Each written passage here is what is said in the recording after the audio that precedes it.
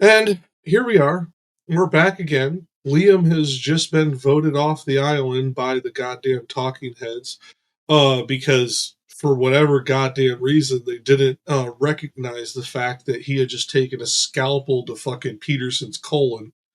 But alas, here we are. On to the next victim. Who shall it be with our 15 minutes left?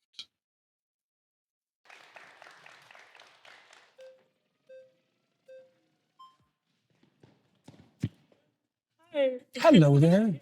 How you doing? I'm good. How are you? Good. What's your name? Kumari. So I was curious about this Okay. Christian morality that you're talking about, because a lot of my issues with Christianity have to do with the base morality of it, specifically with the idea of the rapture and how we see people that aren't going to come up with us with the rapture, and that concept of heaven and hell. I don't really agree with that morality, but if you could explain that to me and how I do agree with that, I would love to hear. Well, I can't explain the rapture to you because that isn't something I concern myself with, and that's more of a That's true. sectarian belief than something that's central to Christianity. Now, there's all sorts.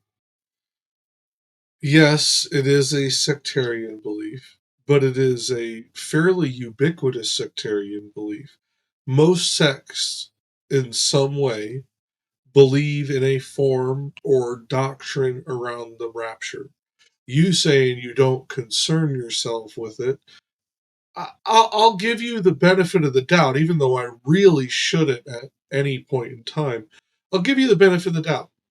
For whatever reason, mental gymnastics, just never concerned yourself with it. Perhaps you have never really concerned yourself with the account of the rapture. The fact that this young lady just posed something that to at least, I think it's 220-ish million, if not more, Christians take very seriously, and you were unable to engage with it on any kind of meaningful way but to do this hand wave. I don't concern myself with that because it's a sectarian belief, and I'm not sectarian. I mean, I personally think you are. You just are unwilling to admit what sect you are a part of, because if you were to do so, a large majority of your Christian followers would call you a heretic and a grifter, because to them, if you're a Catholic and say you're dealing with an IFB, independent fundamental Baptist, they're going to think you're a heretic. And if you're dealing with a Catholic and you were to profess to be a Mormon, and I don't think you're a Mormon, but just for the hypothetical, they're going to think you're a heretic. So this very conceptualization that you don't concern yourself with something that is at least doctrinally important to I won't say a majority, but a good large plurality of Christendom, is lazy if you never looked into it, dishonest if you have looked into it and are playing this card, or cognitive dissonance on a level that should go into the Louvre for the artistry of it. I don't know which it is, but I'll give you the benefit of the doubt that you've never really looked into the rapture, either scripturally, dogmatically, or doctrinally. I know damn well that you haven't looked into a lot of the rest of the Bible because of the way that you constantly bring up key, iconic figures that even non-Christians know about because of their use in pop culture and media throughout time. It is almost comical. Um, if you're a Catholic, my father would have called you a cafeteria Catholic. He would have called you an arrogant cafeteria Catholic, but he would have called you a cafeteria Catholic. This is pathetic. Of evangelical Protestants who might disagree with that, but Yeah. that doesn't have anything to do with me. You asked a more deeper question with regard to, let's say, heaven and hell and judgment. Yeah. Yeah. Well, that's a tough one, right? I mean, sin, you could put it this way, sin is what puts you in hell, right? And so then you might ask, well, how do you know you're in hell? How about you do anything to get out of it? Can I ask you How a about you question? know that you put yourself there? Do you think is sin like a part of Okay. Christian morality? Okay. Yes, sin is a part of Christian morality, Kumari. I don't know what his answer is going to be. But going back to this, Peterson, for those of us who know a lot about many of the sects, some of the things you say are why we believe you are a closeted Catholic. That you would do anything to get out of there, and that you put yourself there. What you were describing is Dante and the contrapasso. The concept that in hell you are your own jailer and you can leave at any moment that you wish, but it is the consequence of your actions and the consequence of your character that you will never be able to overcome your contrapasso to leave. That's what you just intimated with the way that you phrase these things of what salvation or damnation would be. It is not an answer to the question she asked you. It is a question that you wanted to answer in your head that minorly mimicked what she said, and you're just running with it. So right now, you are doing what I would, and many others, would refer to as shadow boxing. This isn't even a straw man fallacy because you aren't straw manning what she said. You are engaging with what you think she said or what you wanted her to say and battling that shadow that she never cast.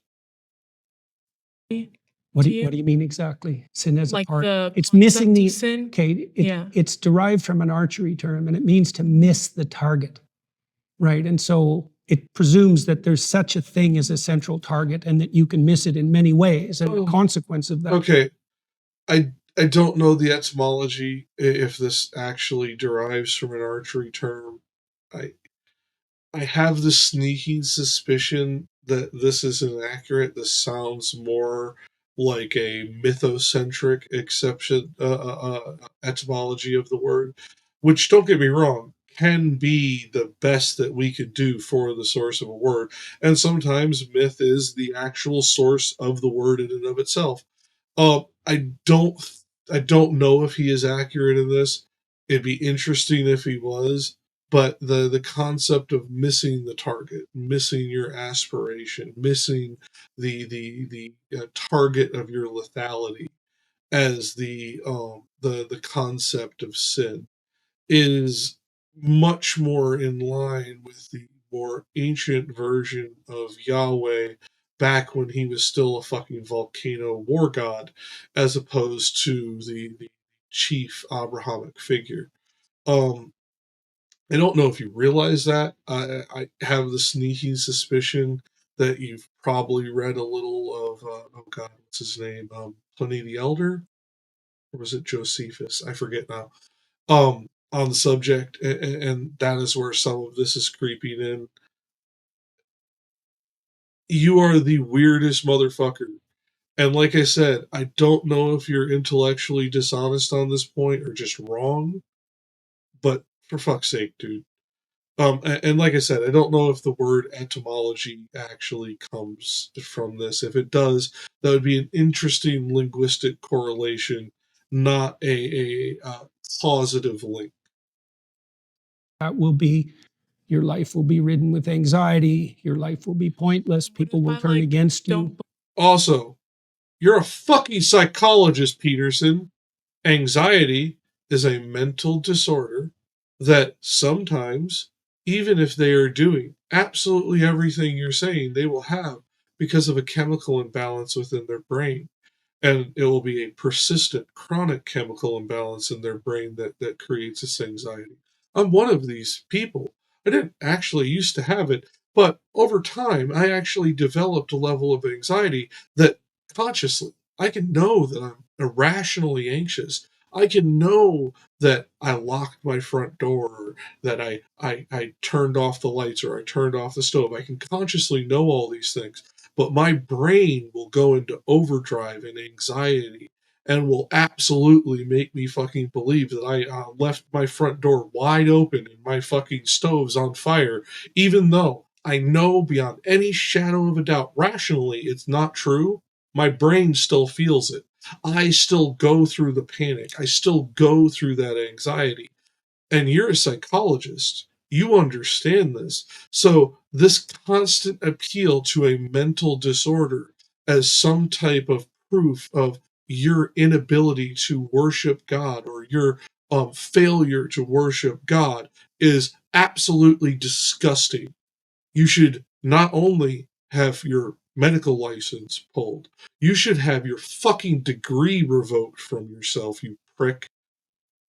You should not be allowed within 1,000 feet of a school, be it a fucking elementary school or a university. You are an absolute quack. Believe in sin at all. Well, do you believe in error?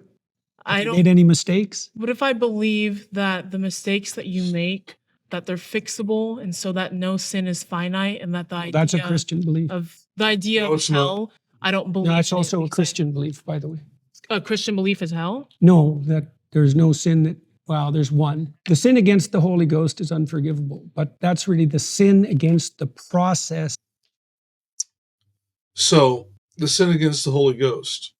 Yeah, you're definitely a fucking Catholic.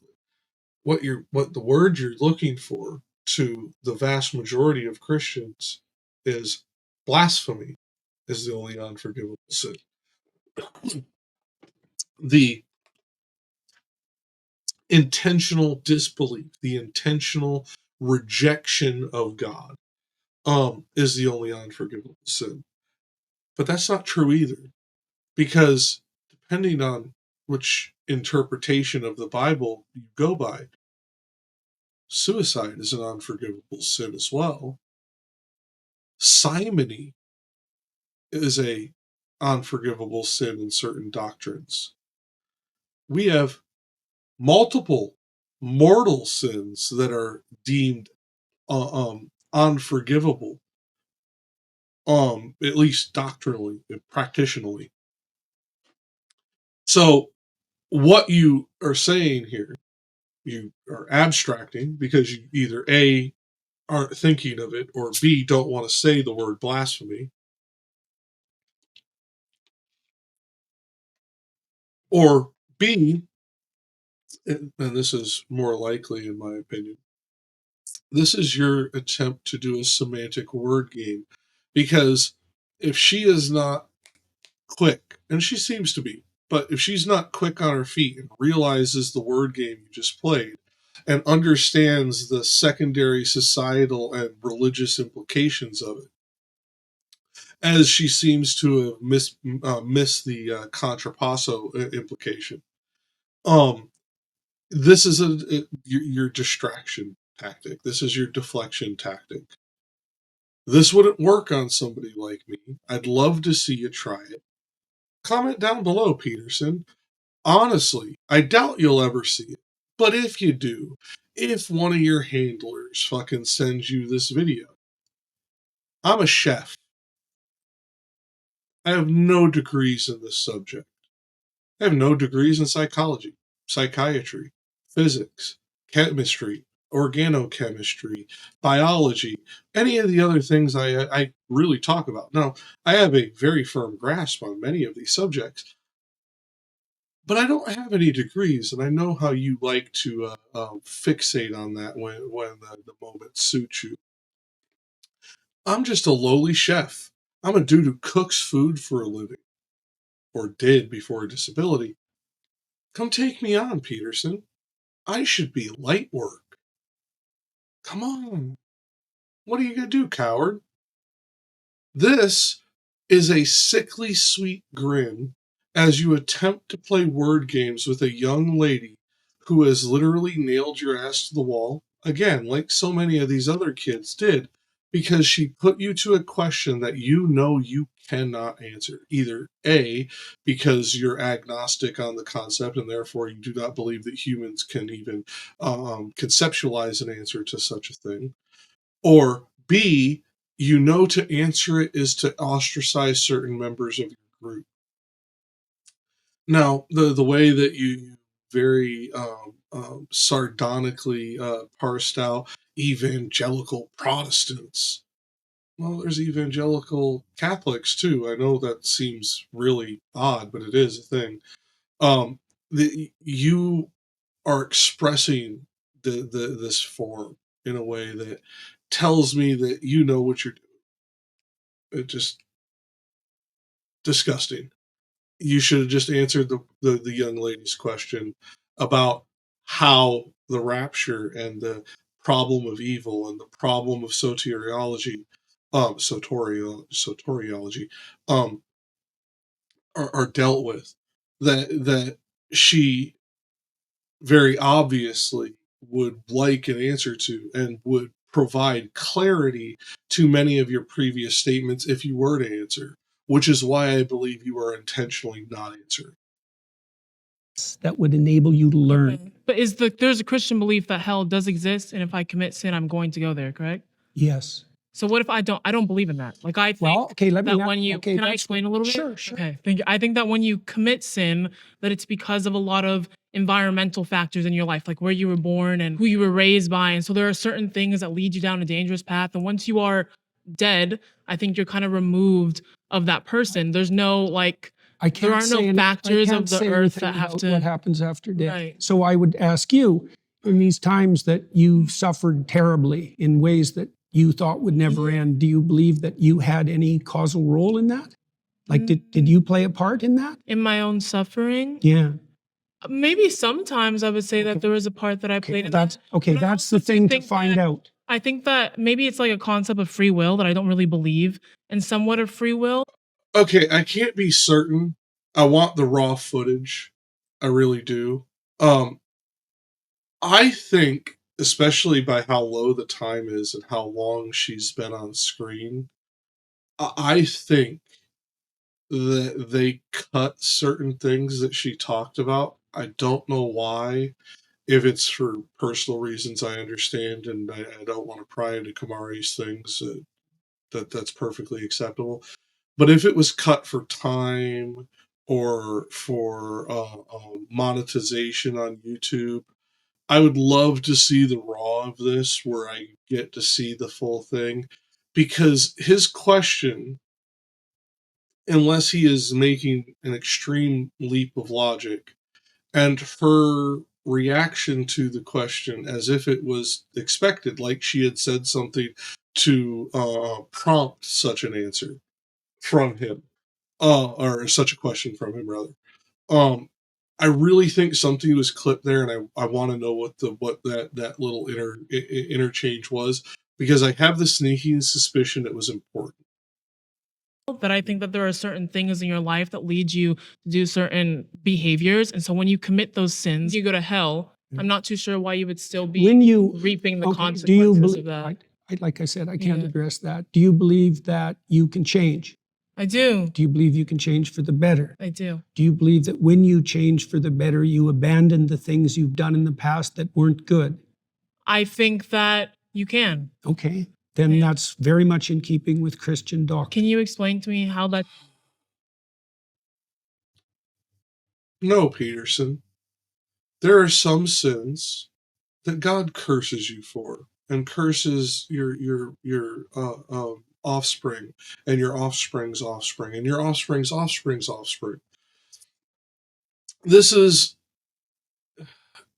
not in keeping with it. This is that harmonization I talked about. I don't even remember anymore, either at the beginning of this video or in one of the previous videos. This is that harmonization where a little bit of this, a little bit of this, mine. Everything is Christian. Anything that I think is good is Christian. It's all us. One of us. One of us. That's really all you're fucking doing, Peterson. And the fact that you are so popular doing it is scary, because it tells me how many weak-minded individuals you have been able to dupe into this line of thinking. And you're not the first, so I mean, I can't blame you entirely, but Jesus fucking Christ, dude. Pathetic. in keeping with Well, Christian doctrine, you believe if you you would go to hell for okay, those things? you believe you can improve, Yeah. right? And you believe that if you improved, you would let go of things that were impeding you. That's a sacrifice. You believe that improvement would be upward, and you believe that you have agency in that.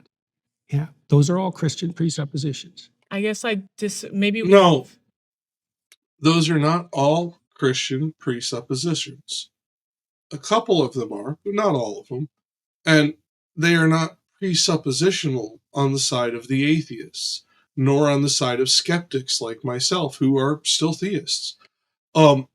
These things are evidentiarily warranted because we are a communal species living at a certain population density that increases or that changes us from a tribal, more disparate grouping of the species to a widespread planet dominating population that is highly interconnected, and in modern times interconnected in ways like never before.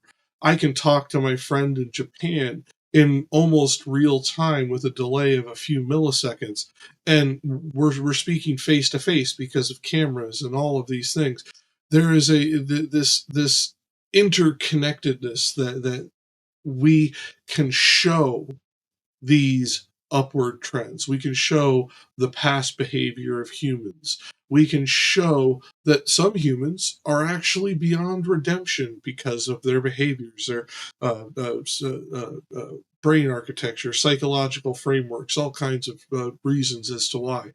There is all kinds of this that proves what you're saying incorrect. And just calling it a Christian presupposition does not make it so.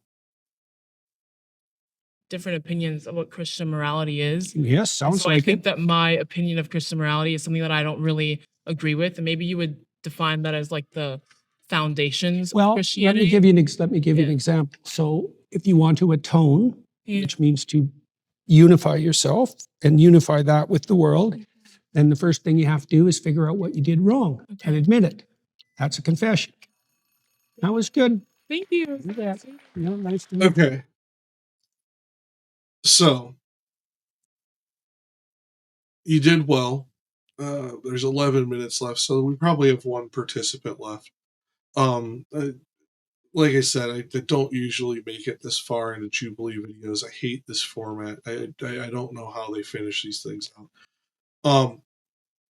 She did well, but I would like to point out it is interesting that Peterson had a very different behavioral or a behavioral very different behavioral tics, very different interlocutor formality. He was more familiar with the women, he was more adversarial with the men. I don't know if that was conscious effort on his part or if it is just old school thinking of, smile at girls. It's what I was taught when I was a kid. When you're talking to women in a professional setting, you smile and you treat them more cordially than you do anyone else because they are the fairer sex. It may be completely subconscious, but it is an interesting note that he seems to have treated the young women and the young men totally differently. And he treated the oldest man, the second Brian, I think is what I've been calling him. He treated him less adversarial and more deferentially, almost because it perceived superiority through the physical strength or age or whatever. It was interesting, and I'm not a psychologist, I'm not a sociologist, but it would be interesting to sit down with a couple of sociologists, maybe a cultural anthropologist or two, and a psychologist, and actually analyze all of this from beginning to end. Because I'd be willing to bet that those experts would be able to give insights that I'm maybe picking up instinctually enough to where it's drawing my attention, but I do not have the lexicon necessary to express and articulate the things that I am intuiting. but it is interesting. It reminds me a lot of my uncle, who would treat women totally different. Even if he fucking hated them, he would treat them super nice compared to men, even men that he liked. So it seems to be that. But with that, we are done with Kumari. Kumari, you did very well. If they cut your time and you happen to see this, and you are willing to share what was said in the cut time, I would be very appreciative to get a comment down below, or a message to me or my editors or one of my other colleagues here at FOFA, to tell us what that was, because I have the sneaking suspicion, to people like me, other skeptics, to atheists, who would potentially have recently deconstructed or deconstructing theists, it would be a valuable insight as to what prompted that particular question about you causing your own suffering. Because the way he worded it could just be his pretentiousness, and I could be reading into it more, but it really looked like a cut. And if it was, I'd love to hear what it is. You did excellent. Unfortunately, you don't get a podium finish because some of the other people did better than you, mainly because of time and all of that jazz. But you did excellent, and I'm really glad to have seen you.